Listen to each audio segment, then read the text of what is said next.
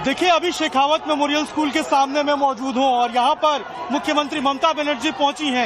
ये गाड़ी जो आप देख रहे हैं, ये काफिला मुख्यमंत्री ममता बनर्जी का ही है। टीएमसी के कुछ लोग भी यहां पर आए हुए हैं, लेकिन देखिए यहां पर एक्शन शुरू हो गया है। बीजेपी के जो कार्यकर्ता है वो चोर चोर के नारे लगा रहे हैं और यहाँ पर देखिए हाथों में झंडा लेकर जो बीजेपी के कार्यकर्ता हैं वो यहाँ पर बड़ी संख्या में पहुंचे हुए हैं और यहाँ पर देखिए जो पुलिस है वो इनको यहाँ पर रोकने की कोशिश कर रही है। और ये देखिए, ये यहाँ पर मुख्यमंत्री ममता बनर्जी की जो गाड़ी है वो आपको यहाँ पर नजर आएगी, स्कॉर्पियो जो लगी हुई है। और ये अगर आप देखेंगे तो ये देखिए पुलिस जो है वो अब यहाँ से हटा रही है। एक बार हम कोशिश करेंगे एक बार बात करने की। क्या हुआ मैम कुछ बताएंगी क्या हुआ है? देखिए यहाँ पर कुछ जो लोग जा रहे थे उनसे हम बात करने की कोशिश कर रहे थे। दादा क्या हुआ था, कुछ बताएंगे किसके साथ थे? दादा देखिए अभी बोलने से मना कर रहे हैं। और अगर यहाँ आप देखेंगे दूसरी तरफ तस्वीरों में तो ये देखिए आपको बीजेपी के जो कार्यकर्ता हैं वो यहाँ पर नजर आएंगे, पैरामिलिट्री फोर्स के जवान आपको नजर आएंगे। और ये देखिए यहाँ पर लगातार आगे बढ़ने के लिए कहा जा रहा है। कोलकाता पुलिस पैरामिलिट्री ये घेरे हुए है, आगे बढ़ने से रोक रही है। रोड के ठीक सामने ये शेखावत मेमोरियल स्कूल है, इसी में अभी शुभेंदु अधिकारी भी मौजूद हैं बीजेपी की तरफ से और ममता बनर्जी भी मौजूद हैं टीएमसी की तरफ से। काउंटिंग चल रही है दूसरी तरफ रोड के ठीक सामने बीजेपी के कार्यकर्ता। और यहाँ पर देखिए यहाँ पर पैरामिलिट्री जो है वो रोकते हुए आपको नजर आ रही है। क्या कहेंगे आप लोग? ममता को जेल में जाके और राम नाम जप करना है और बोला था ना जय श्री राम गाली वाली है, उसको राम जेल में बैठ के राम नाम जपना है। आज हिंदू लोग दबा हुआ था, सबने जागा है, भगवा जागा है। छोटा छोटा लोग आया है यहाँ पे। हम लोग का सेंट्रल बाहिनी सब ठीक है, स्टेट पुलिस लोग की चोरी कर रहा है। आज भी जागा है। यहाँ पे नारेबाजी चल रही है, जय श्री राम जो करता है वो देखिए यहाँ पर। उसको बुलाइए, कौन है वो अंदर डूबी अभी। ये तमाम कार्यकर्ता आपको नजर आएंगे और ये बीजेपी के कार्यकर्ता हैं। दूसरी तरफ जो है वो यहाँ पर काउंटिंग सेंटर है। एक बार यहाँ पे तस्वीरों में फिर मैं आपको दिखाता हूँ। ये तस्वीर जो है ये आपको काउंटिंग सेंटर की तस्वीर नजर आएगी। यहीं पे ममता बनर्जी अब से कुछ देर पहले पहुंची हैं और देखिए यहाँ पर बातचीत लगातार की जा रही है। देखिए मैम क्या बता रही है? दादा एक मैम क्या हो रहा है, क्या कहेंगे?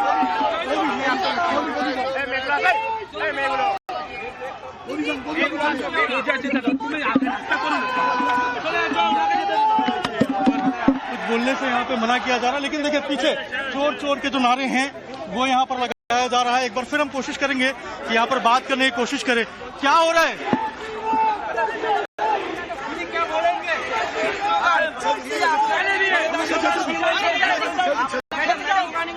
देखिए पूरे प्रोटेक्शन में जो है वो यहाँ पर जो टीएमसी की यहाँ पर जो कार्यकर्ता हैं वो जाते हुए नजर आएंगे। दूसरी तरफ आप देखिए यहाँ पर जो बीजेपी के कार्यकर्ता हैं वो पीछे यहाँ पर लगातार चोर चोर ये कहते हुए यहाँ पर नजर आएंगे। और यहाँ पर सुरक्षा जो है उसको बढ़ा दिया गया है।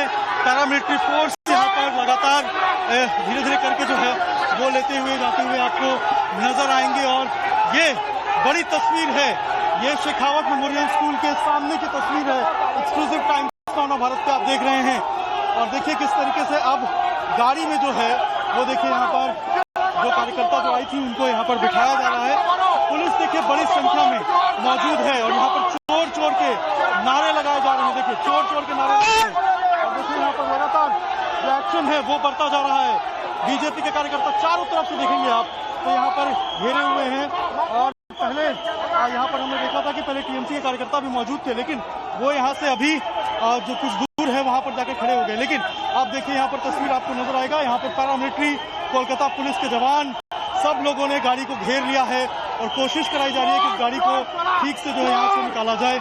लेकिन आप पीछे देखेंगे तो चोर चोर के जो नारे हैं वो यहाँ पर लगाया जा रहा है। और इसी स्कूल के अंदर अभी काउंटिंग सेंटर के अंदर जो है वो बीजेपी की तरफ से शुभेंदु अधिकारी और टीएमसी की तरफ से अंदर जो है वो अभी ममता बनर्जी मौजूद हैं और लगातार नारेबाजी हो रही थी। और इस नारेबाजी के बीच में अभी जो तस्वीर है वो आपको हम दिखा रहे हैं कि यहाँ पर जो लोग हैं उनको अभी हटाया गया। क्या कहेंगे आप लोग? हम लोग हिंदू इतना दबे हुए थे बंगाल में, आज इतना लॉन्ग लॉन्ग टाइम हम लोग वेट किए 15 साल, आज जाके खुल के जीना लग रहा है कि आज हम लोग कुछ आ रहा है। हम लोग हिंदुओं के लिए सीखना चाह रहे हैं, हिंदू के लिए करना चाह रहे हैं। हम लोग को बहुत खुशी है कि आज बहुत टाइम बाद हिंदू कभी अपने बंगाल में इस तरह आया है। हम लोग बहुत टाइम लग गया इसके लिए वेट करने के लिए। आज दिल से खुशी है कि अमित शाह, मिस्टर मोदी जी ने इतना मेहनत करके ये जगह लेके आए। स्पेशली शुभेंदु अधिकारी जी ने बहुत वर्क किया है, बोल के आज हिंदू अभी चोर चोर के नारे लग रहे थे, कौन था जिसको? आज हमने बहुत एक चीज ऐसा देखा है जो तकलीफ पाया है। एक एक हिंदू डर के मारे जिन आ नहीं रहा फ्रंट में। आज वो दिन आया है ऐतिहासिक, जो सब उभर के आएंगे, रास्ते पे आएंगे और दिल से करेंगे, कोई धंधा बदमाशी नहीं करेंगे।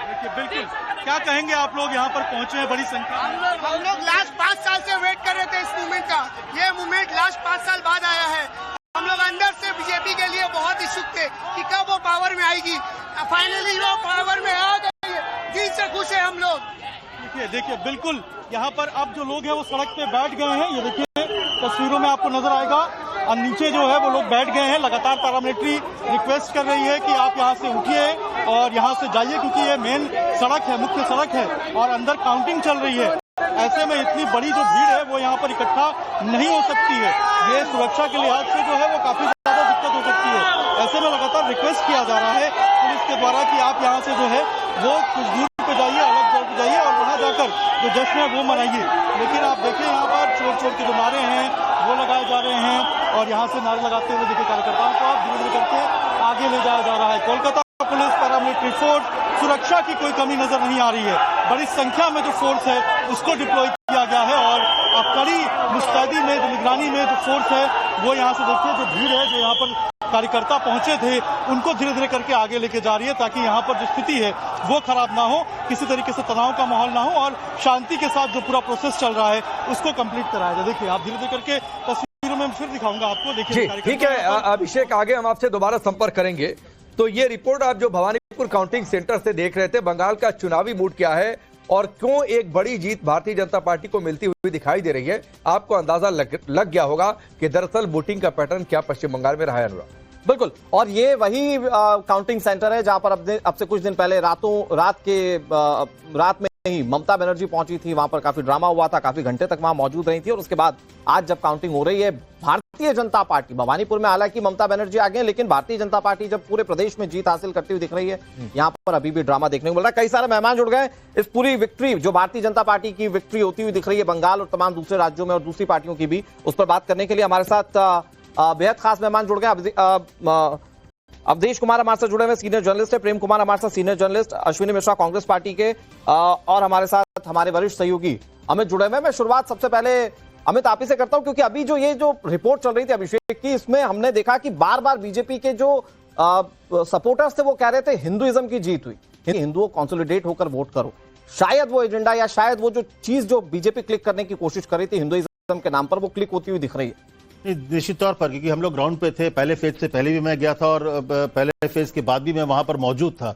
वहां पर ये बहुत, अगर आप बात करें तो पहले तो बहुत ज्यादा साइलेंट होते हैं कि क्या चुनाव जीतेंगे नहीं जीतेंगे, लेकिन वो इस बात से डरते थे कि खुलकर बताएं कि वो बीजेपी के साथ है या नहीं। लेकिन जब आप थोड़ी देर बात कर रहे हैं उनसे, तो इसके बाद कई ऐसे लोग मिले, जब उनसे पूछा कि मैंने पूछा था कि आप आखिर जब वोट देंगे तब क्या मुद्दा होगा, तो बोला मैं इसलिए वोट दूंगा क्योंकि मैं हिंदू हूं। देखिए इसके पीछे आपको समझना पड़ेगा कि ये वजह क्यों है, क्यों 15 साल बाद ऐसा लगा कि अब हिंदुओं के वोट देने की जरूरत है, एक आम जो आप कह सकते हैं कि जो वोटर के तौर पे नहीं। क्योंकि पिछले कुछ दिनों में जब से ममता बनर्जी आई है, तब से जो उनकी पूरी राजनीति है, कहीं ना कहीं वो 30% मुस्लिम के इर्द गिर्द रहा। बंगाल में जहां पर दुर्गा पूजा सबसे महत्वपूर्ण होता है, वहां पर विसर्जन के वक्त पर मुहर्रम पड़ गया तो विसर्जन को एक दिन टाल दिया गया। सरस्वती पूजा को वहां पर पिछले बार हमारी रिपोर्टर पूजा ने यह खबर भी की थी कैसे सरस्वती पूजा में थोड़ी दिक्कत आई। देखिए बाद में उन्होंने भले एडजस्ट करने की कोशिश की, लेकिन कहीं ना कहीं इस तरह की जो चीजें बढ़ती गई वो एक बड़ी वजह बनी कि एक जो हिंदुइज्म, जो बीजेपी का एजेंडा है, जो बीजेपी ने नैरेटिव सेट करने की कोशिश की,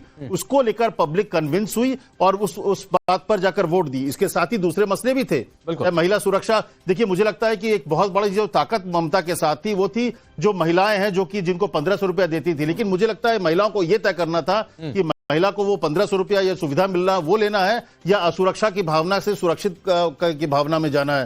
तो वहां पर भी बीजेपी का नैरेटिव सेट हुआ। मुझे लगता है ये दो ऐसे मसले थे जिन्होंने इस पूरे चुनाव नतीजों को बदल दिया। ठीक है, जैसे रोहन गुप्ता और मानव जुड़ जाएं तो जरा स्क्रीन पर उन्हें डालिएगा। मानव जायसवाल के पास हम पहुंचेंगे, लेकिन अश्विनी भाई बीजेपी और टीएमसी का इंतजार कर रहे हैं हम, वो आ जाए तो सवाल करें। आप पहले से मौजूद है, मौजूदगी वैसे आपकी हर जगह पर है, लेकिन उस मौजूदगी का कोई फायदा नहीं दिख रहा। फायदा क्यों नहीं है? डेमोक्रेसी में किसी को ज्यादा सीटें मिलती हैं, किसी को कम मिलती हैं, ये कह देना फायदा या नुकसान है, क्योंकि चुनाव आप फायदों नुकसान के लिए नहीं लड़ते, रिप्रेजेंटेशन के लिए लड़ते हैं, रिप्रेजेंटेशन के लिए लड़ते हैं, रिप्रेजेंटेशन के लिए लड़ते हैं, जनता की आवाज उठाने के लिए लड़ते हैं।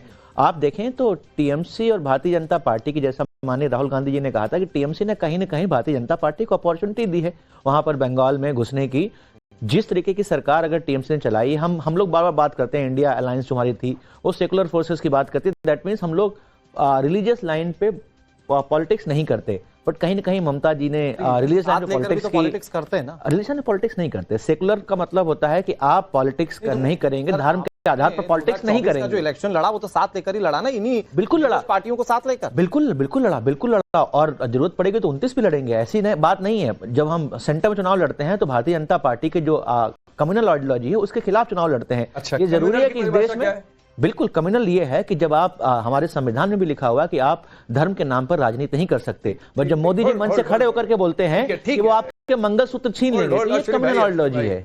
अश्विनी भाई होल्ड, आपके पार्टी के सिटिंग सीएम रेवंत रेड्डी ने क्या कहा था? हाँ, क्या कहा था? मुसलमान कांग्रेस पार्टी मुसलमानों की बहुत हितकारी है। ये क्या है? अब मैं आपसे बोलता हूँ पांडे साहब, कांग्रेस मतलब मुसलमान, मुसलमान मतलब कांग्रेस। हाँ, मैं आपसे बोलता हूँ पांडे जी, मैं आपसे बहुत आपकी बहुत इज्जत करता हूँ। इसका मतलब ये है कि मैं प्रेम सर की इज्जत नहीं करता क्या, या अनुराग जी की इज्जत नहीं करता क्या? ये पॉजिटिव स्टेटमेंट। कृष्ण ने कोरोना को भेज दिया। एक मिनट, इसका मतलब ये कतई नहीं है। शर्मा आप वही तो विषय है कि जब हम बोलते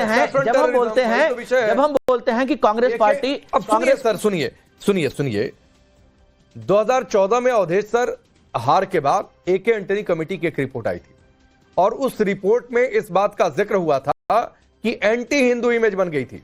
कल 5 बजे के शो में यशवंत देशमुख ने कहा था कि एंटी हिंदू का चस्पा हो गया कांग्रेस पर, ममता बनर्जी कुछ हद तक उससे बची रह गई, इसलिए शायद वो लंबे समय तक सर्वाइव करती रही। ये कह रहे हैं कि नहीं, हमारी वैसी इमेज ही नहीं। और मैं एक चीज जोड़ दूं, कमलनाथ ने खुद इस पे चिंता जताई थी कि भैया आपको आना पड़ेगा हिंदुइज्म पे।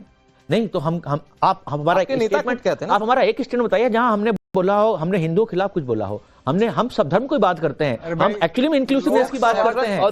बताइए ना, एक स्टेटमेंट बताइए जहां पर हमने किसी भी धर्म के आधार पर किसी की बुराई की हो। धर्म की तारीफ करना कोई आप ही की तरह कांग्रेस पार्टी नहीं है भाई, आप ही की तरह सोचने वाली इस समय कांग्रेस पार्टी नहीं है।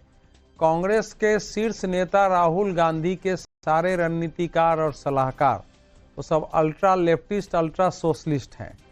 राहुल गांधी जी ने लोकसभा चुनाव के बाद जो भाषण दिया उसमें कहा कि हमने अयोध्या के मूवमेंट को हरा दिया है।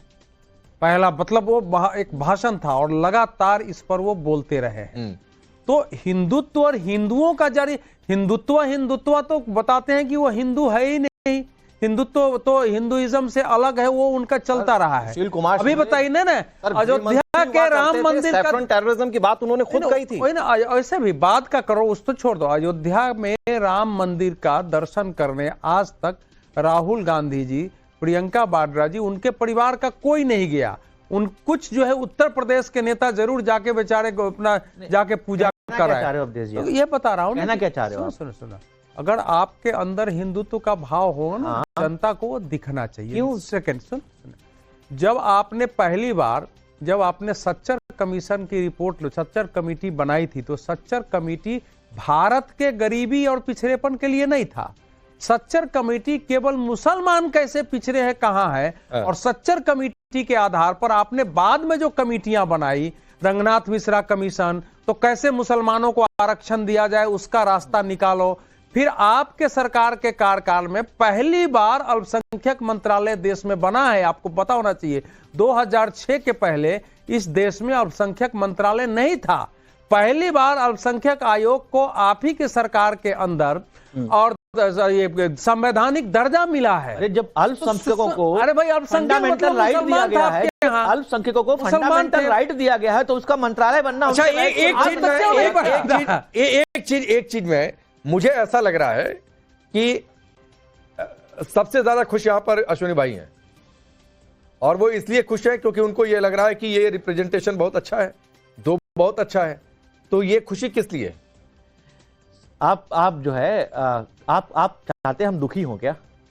हार पर कम सीट पर दुखी होना चाहिए। आज हम एक हार और कम सीट पर दुखी होना चाहिए। प्रदेश में हम अगर नहीं, एक सेकंड एक प्रदेश में हम 3 डिजिट नहीं, एक मिनट अश्विनी भाई बोलिएगा। मैं सिर्फ एक बात कह दूं कि अनुराग अगर या फिर कोई अगर असहमत हो बोले कि अगर 2 सीट पाकर अगर आप संतुष्ट हो रहे हैं तो सर फिर भगवान भला करे आपकी आगे की सियासत। आपने संतुष्ट शब्द का इस्तेमाल नहीं किया, खुश शब्द का इस्तेमाल किया। चलिए खुश भी है तो खुश भी है, दुखी होना चाहिए भाई इस तरीके के प्रदर्शन पर। बिल्कुल दुखी होना चाहिए। इस देश की सबसे पुरानी पार्टी को इस प्रदर्शन पर दुखी होना चाहिए। नहीं दुखी होंगे तो आप अपना आकलन नहीं करेंगे, आत्मावलोकन नहीं करेंगे। नहीं, और अधीर रंजन चौधरी जैसा चेहरा सर आपका अगर अपनी सीट पर बहरामपुर से अगर पीछे चल रहे हो, जीतने की उम्मीद नजर नहीं आ रही हो, तो ये खुशी आपको। हालांकि मैं चाहता था कि वो जीते, लेकिन उनको अधीर रंजन चौधरी ने वहां के सही इशू उठाए, लेकिन भाजपा की लहर में वो हारे। ये लगा, ये चुनाव में लगा कि अधीर रंजन चौधरी मुद्दे उठाए तो उसके बाद राहुल गांधी उस लाइन पर आए, ये लगा। अश्विनी सर मैं आ रहा हूं आपके पास। प्रेम सर काफी देर से 198 सीट पर आगे है तो आप उसको ऐसे नकार दें। अच्छा, एक छोटा सा ओपिनियन प्रेम सर का। प्रेम सर, फ्रॉम खेला होबे टू सिंदूर खेला, मतलब आज ये भारतीय जनता पार्टी की सच्चाई। पिछली बार खेला होबे वो चला टीएमसी का, और आज सिंदूर खेला भी भारतीय जनता पार्टी कह रही है क्योंकि शुभ बहुत है और इतना बड़ा मैंडेट। क्या आपने सोचा था, मतलब किसी तरह का कोई आकलन था कि भारतीय जनता पार्टी इस नंबर के साथ पश्चिम बंगाल में आएगी? हाँ, इसलिए तो अप्रत्याशित है। एग्जिट पोल सब भी आपने देखा होगा 175 के आसपास पार्टी जीत दिखा रहे थे। हाँ, अप्रत्याशित हैं, निश्चित रूप से हैं, और इसके कारणों की को तो धीरे धीरे पता चलता है, सेम डे पता नहीं चलता है, रहस्य लेकिन हाँ रहस्य है।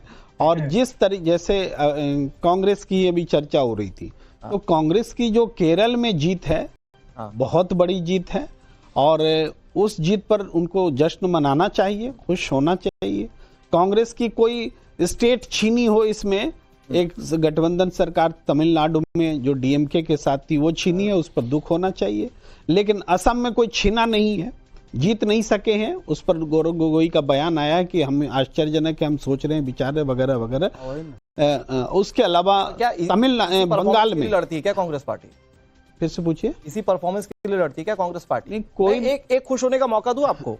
एक अच्छी बात क्या, पश्चिम बंगाल में अगर तृणमूल कांग्रेस हार गई है तो अब ये देश भर में अब मेजर स्टेट्स में 1-on-1 फाइट हो गई भारतीय जनता पार्टी और कांग्रेस पार्टी। मतलब आम आदमी पार्टी चली गई, टीएमसी चली गई, ये बिल्ली के भाग्य से छींका फूटने वाली बात है। इसके अलावा मुझे नहीं लगता कि किसी भी तरीके से, भाई असम के अंदर भी आप बीजेपी से स्ट्रेट फाइट ऑन में थे, आप नहीं आए भाई, स्टेट छीना ही सब कुछ थोड़ी होगा। मैं इसको दूसरे तरीके से देखता हूं। जो लोग ऐसे सोचते हैं कि अब ममता बनर्जी हार गई तो अब कांग्रेस आ जाएगी ओपोजिशन, मैं ऐसे नहीं सोचता। मैं ऐसे देखता हूं कि इस देश का जो अपोजिशन का सबसे बड़ा अलायंस इंडिया गठबंधन है, वो केरल में तो इंडियाई गठबंधन रहा, चाहे कोई भी पार्टी जीती। तमिलनाडु में इंडिया गठबंधन हार गया, और बंगाल में भी इंडिया गठबंधन हारा है। बंगाल में था कहां गठबंधन?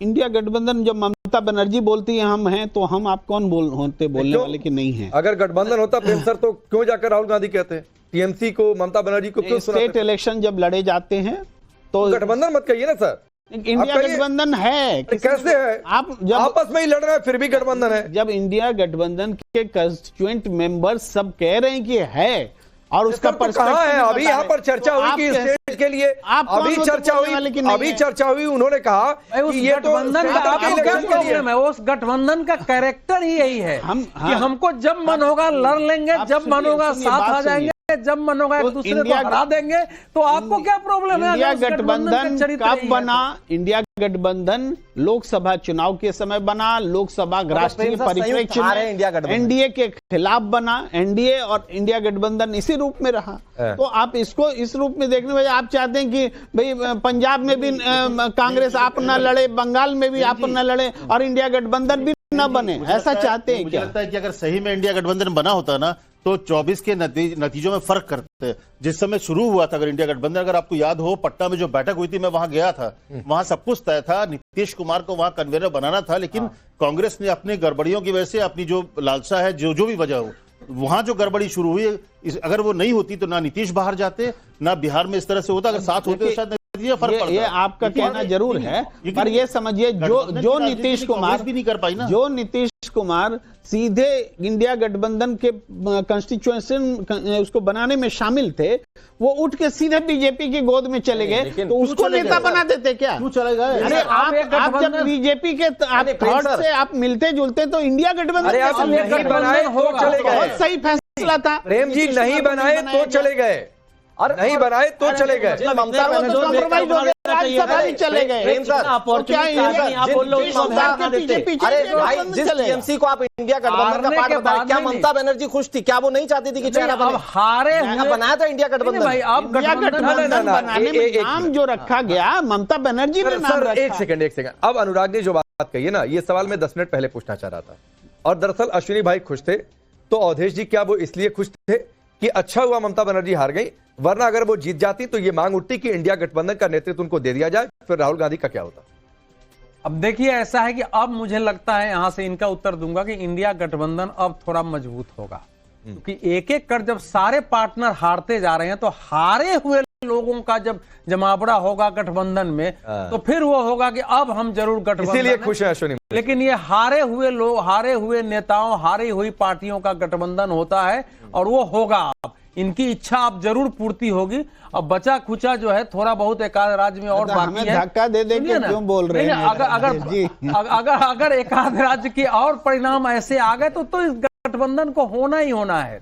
देखिए, ममता बनर्जी, कांग्रेस पार्टी उनके जीतने की कल्पना कर रही होगी, ये तो मैं नहीं मान सकता हूं। कांग्रेस की ऐसी स्थिति में है कि वो भाजपा के हारने की कल्पना करेगी, लेकिन तृणमूल कांग्रेस में ममता बनर्जी जीत जाए, इसकी कल्पना नहीं, इसकी अपेक्षा नहीं करेगी। कांग्रेस के नेताओं को जानता हूं मैं कांग्रेस के पार्टी रही कह रहे हैं ना, कांग्रेस में मैं कांग्रेस के 3-4 नेताओं से मिला, मीडियोकर नेता थे वहां पर, कोलकाता की बात है, वहां पर जब मिला तो उनका ये कहना था कि हम लोग चाहते हैं कि बीजेपी जीत जाए, क्योंकि आगे आ रहा हूं ना, वही पार्टी जो है ना, हमारी पार्टी, मैं आगे आ रहा हूं। नहीं, अब कांग्रेस की सोच ये बनी है कि जहां क्षेत्रीय पार्टियां हारेगी वहां कांग्रेस के उदय का बनेगा, जहां बीजेपी रहेगी वहां कांग्रेस थोड़ा बहुत है, जहां क्षेत्रीय पार्टी आई कांग्रेस खत्म हो गई। इसलिए इस गलतफहमी में मत रहिए। कांग्रेस पार्टी कांग्रेस जो है ममता बनर्जी के जीतने के पॉइंट लेने लायक है कि हर स्टेट में स्टेट पार्टी का जो कार्यकर्ता और नेता होते हैं, उनका रुख जो है सेंट्रल पार्टी से कांग्रेस पार्टी का ओपिनियन, बंगाल के लोग ऐसा सोच सकते हैं कि ममता हार जाए तो हमारी पार्टी बढ़ेगी, हम लोग,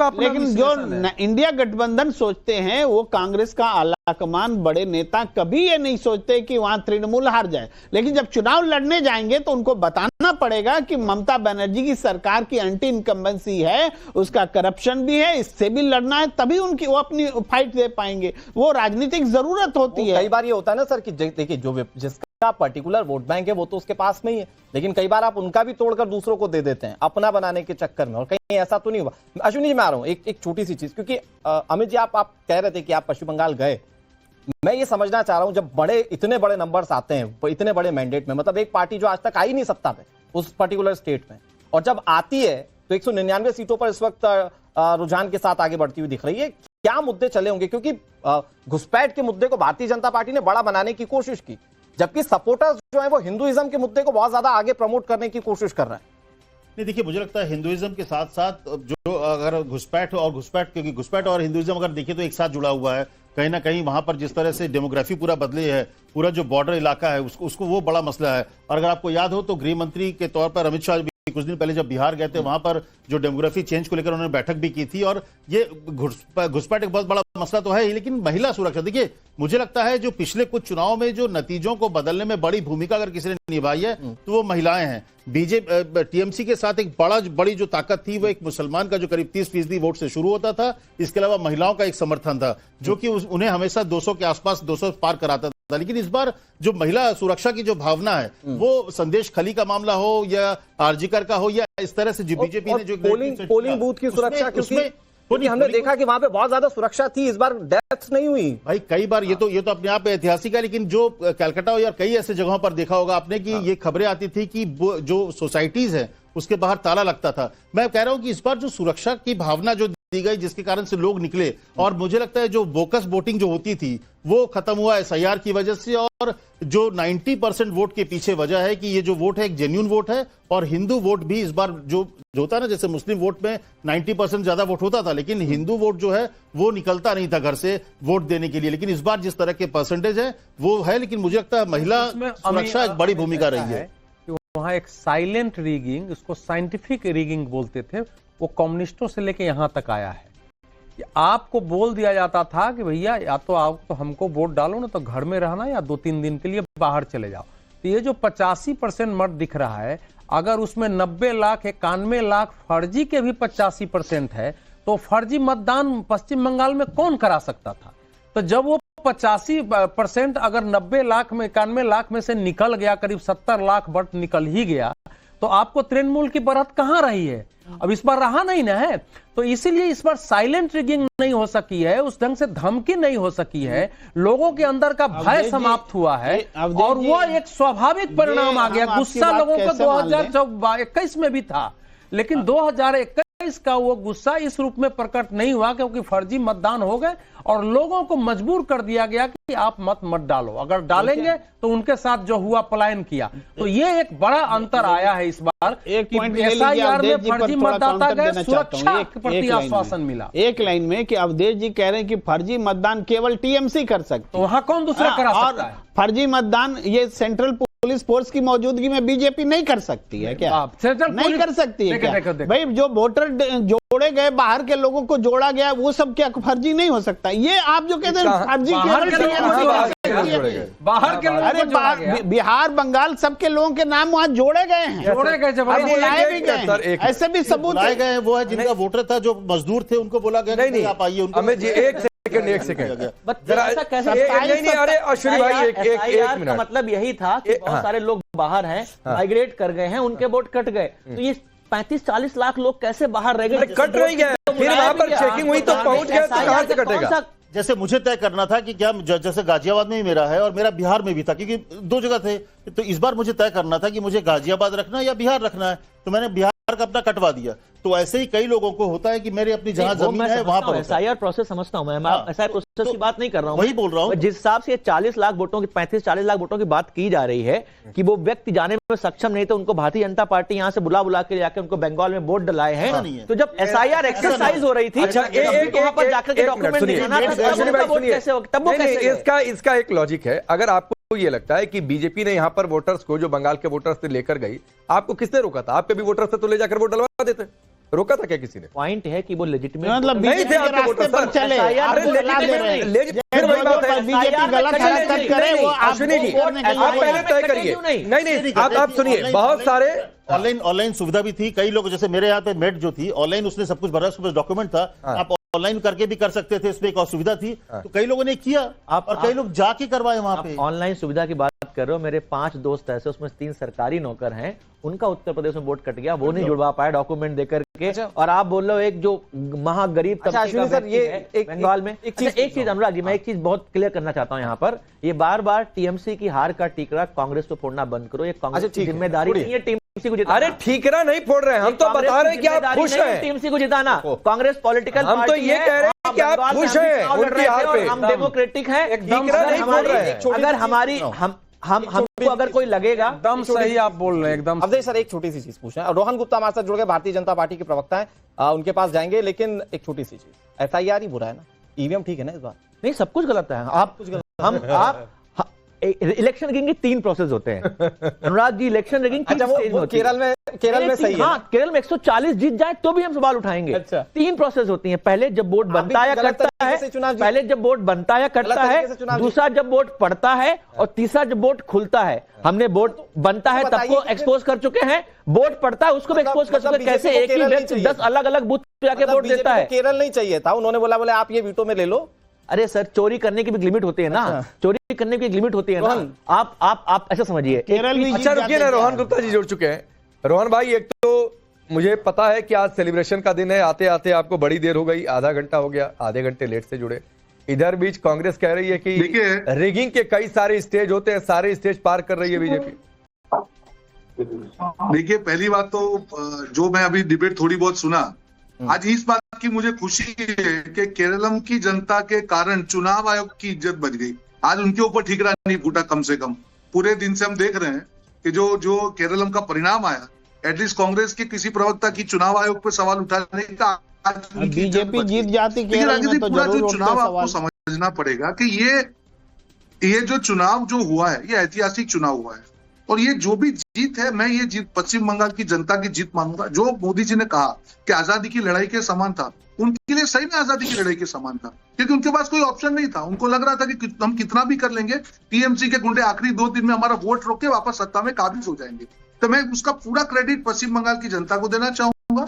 और जिस प्रकार से केंद्रीय सुरक्षा बलों ने, चुनाव आयोग ने उनको एक कॉन्फिडेंस दिया कि नहीं, आप जाके दिल से वोट करिए, हम पीछे खड़े हैं, उस कॉन्फिडेंस ने बहुत बड़ा काम किया।